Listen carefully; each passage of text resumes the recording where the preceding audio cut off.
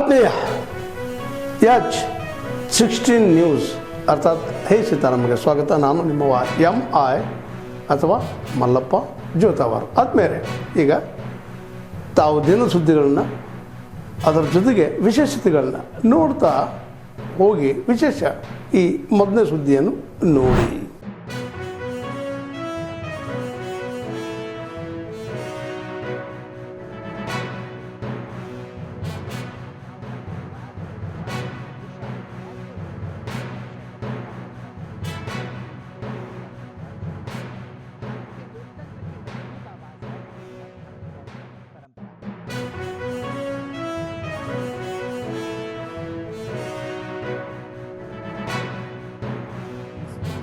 of sacrifice, resilience and national service. When I was coming with our governor was telling 17% of the officers are from Uttarakhand. That shows the great patriotism what they are showing. Devbhoomi Uttarakhand reflects the essence of Satyam Shivam Sundaram.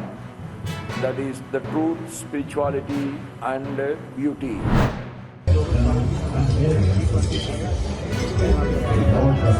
Saluting the water. Shardul and birds saluting the sky.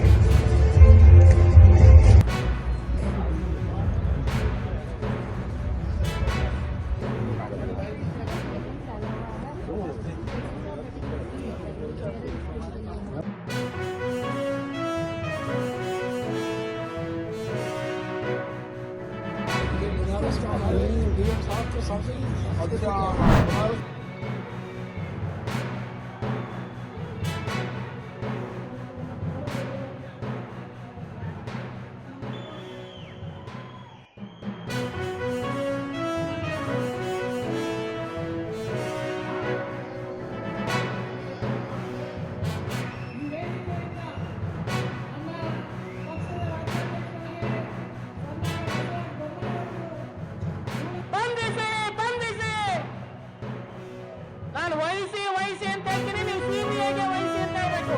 ವಹಿಸಿ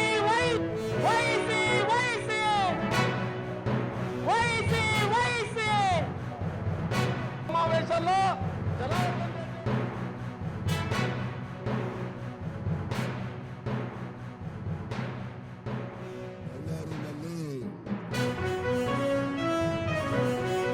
ರಾಜ್ಯದಲ್ಲಿ ಈ ಕಾಂಗ್ರೆಸ್ ಆಡಳಿತದ ಅವಧಿಯಲ್ಲಿ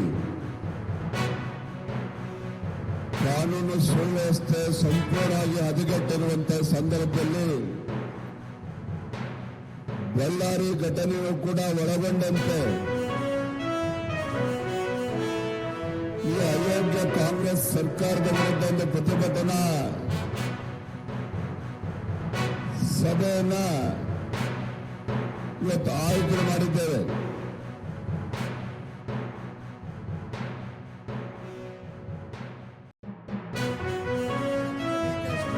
ಯಾರು ಅಂತ ಗೊತ್ತಾಗಿಲ್ಲ. Home department ಅಂತೂ ಯಾರು ಹೋಮ್ ಮಿನಿಸ್ಟ್ರು ಅಂತಾನೂ ಗೊತ್ತಿಲ್ಲ. ವಿಧಾನಸಭೆಯಲ್ಲಿ ಉತ್ತರ ಕೊಡಕ್ ಮಾತ್ರ ಹೋಮ್ ಮಿನಿಸ್ಟ್ರು, ಆಚೆ ಕಡೆ ಜಿಲ್ಲೆಗೊಬ್ಬೊಬ್ಬ ಹೋಮ್ ಮಿನಿಸ್ಟ್ರು, ಅವರವ್ರದೇ ಜಿಲ್ಲೆ, ಬಳ್ಳಾರಿಗೂ ಅವರದೇ ಜಿಲ್ಲೆ. ಈ ಪರಿಸ್ಥಿತಿಯನ್ನ ಇವತ್ತು ನಾವು ನೋಡ್ತಾ ಇದ್ದೀರಿ.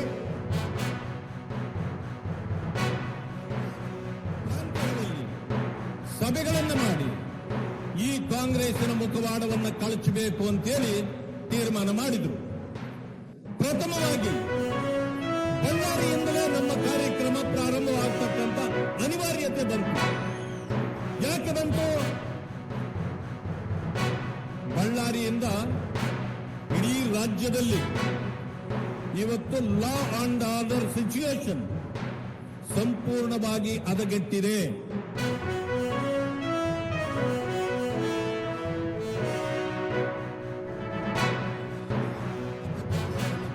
ಮಾಧ್ಯಮ ಸ್ನೇಹಿತರೆ, ಬಂಧುಗಳೇ, ಹೆಚ್ಚಿಗೆ ಮಾತನಾಡುವಂತ ಅವಶ್ಯಕತೆ ಇಲ್ಲ.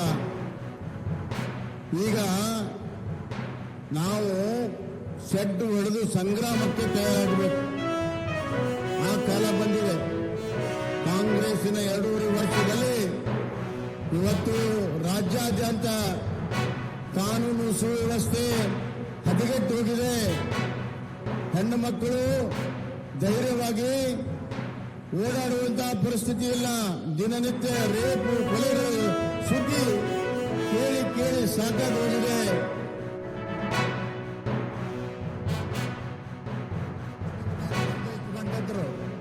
ಈ ಭೂಮಿಯ ಮೇಲೆ ಸೂರ್ಯ ಚಂದ್ರವರೆಗೂ ನಾವೇ ಈ ಭೂಮಿಯ ಒಡೆಯರತ್ತೇಳಿ ಹೇಳಿಗೆ ಹೆಸರಿಲ್ಲದ ಹೋಟೆಲ್ಗಳಲ್ಲಿ ಕೆಲಸ ಮಾಡುವಂತ ಪರಿಸ್ಥಿತಿ ಬಂದವರಿಗೆ ನೀವು ಯಾವ ಗಿಡ ತಪ್ಪಲ್ಲ.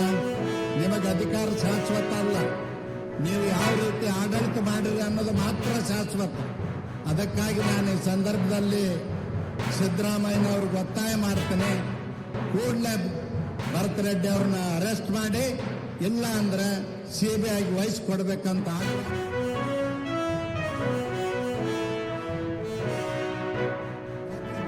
ಕಲ್ಲುಗಳನ್ನು ತಗೊಂಡು ಬಂದು ದಾಳಿ ಮಾಡಿ ಹತ್ಯೆ ಯತ್ನ ಮಾಡಬೇಕಂತಂದ್ರೂ ಕೂಡ ಈ ಲಜ್ಜೆಗೇಡಿ ಸರ್ಕಾರ 15 ದಿನಗಳಾದರೂ ಕೂಡ ಆ ಭರತ್ನನ್ನ ಅರೆಸ್ಟ್ ಮಾಡಿಲ್ಲ. ಬಂಧುಗಳೇ, ಇವತ್ತು ನಾವು ಯಾಕೆ ಸಿಬಿಐಗೆ ನಾವು ಇನ್ಕ್ವೈರಿಗೆ ಕೇಳ್ತಾ ಇದ್ದೀವಿ ಅಂತಂದ್ರೆ, ಈ ಘಟನೆಯಲ್ಲಿ ಈ ನಗರದ ಡಿಎಸ್ಪಿ ನಂದಾರೆಡ್ಡಿ, ಎಎಸ್ಪಿ ರವಿಕುಮಾರ್ ಇಬ್ಬರು ಕೂಡ ಸೇರಿ ಆ ಭರತ್ ಜೊತೆಯಲ್ಲಿ ಇವತ್ತು ನಮ್ಮ ಮನೆ ಮೇಲೆ ದಾಳಿ ಮಾಡೋದಕ್ಕೆ ಅವರು ಪ್ರಯತ್ನ ಮಾಡಿರೋ ಕಾರಣ ಸಿಬಿಐಗೆ ಎಂಕ್ವೈರಿಗೆ ಆಗ್ಲೇಬೇಕು ಅಂತೇಳಿ ಇವತ್ತು ನಾವು ಆಗ್ರಹ ಮಾಡ್ತಾ ಇರೋದು ಬಂಧುಗಳೇ. ಇವತ್ತು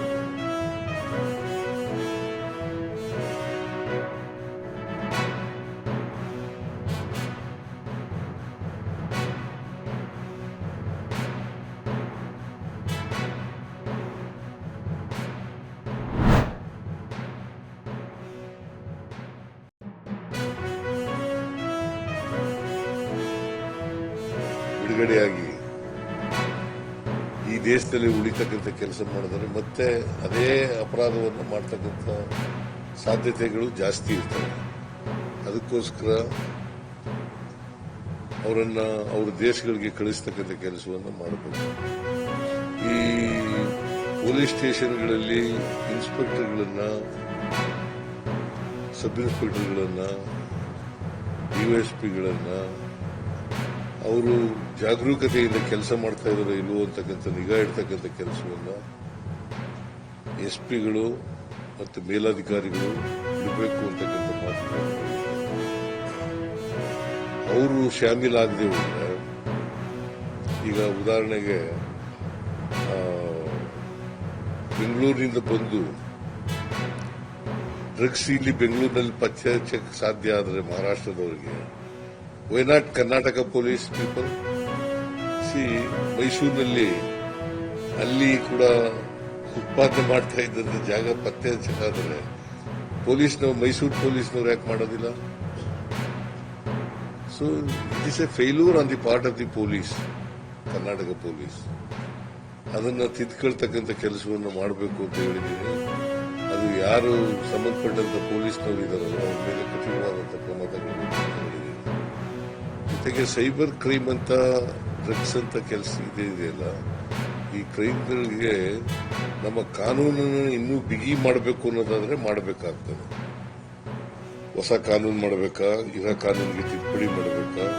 ಯಾಕಂತಂದ್ರೆ ಕೊಲೆ ಅಂತ ಕೇಸ್ಗಳು, ಅಟೆಂಪ್ಟ್ ಟು ಮರ್ಡರ್ ಅಂತ ಕೇಸ್ಗಳು, ಆ ತರದ ಅಪರಾಧಗಳಿಗೆ ಏನು ಶಿಕ್ಷೆ ಇದೆ ಆ ಶಿಕ್ಷೆಗಳನ್ನ ಇಂಥ ಕೇಸ್ಗಳಲ್ಲಿ ಮಾಡ್ತಕ್ಕಂಥದ್ದನ್ನು ಮಾಡಬೇಕು. ತಾವೆಲ್ಲ ಇಲ್ಲಿವರೆಗೆ ಸುದ್ದಿಗಳನ್ನು ನೋಡಿದಿರಿ, ಜೊತೆಗೆ ವಿಶೇಷ ಘಟನೆಗಳನ್ನು ಸಹ ನೋಡಿದಿರಿ. ಅದು ನಿಮಗೇನು ಅನ್ನಿಸ್ತು? ನಿಮಗೆ ಲೈಕ್ ಮಾಡಿರಿ, ಶೇರ್ ಮಾಡಿರಿ, ಕಾಮೆಂಟ್ ಮಾಡಿರಿ, ಜೊತೆಗೆ ಸಬ್ಸ್ಕ್ರೈಬ್ ನಿಲ್ಲಿಸ್ಬೇಡ್ರಿ. H16 ನ್ಯೂಸ್ ಅರ್ಥಾತ್ ಸಿದ್ದರಾಮಯ್ಯ ಸತ್ಯದ ಕೈಗನ್ನಡಿ ವಂದನೆಗಳು.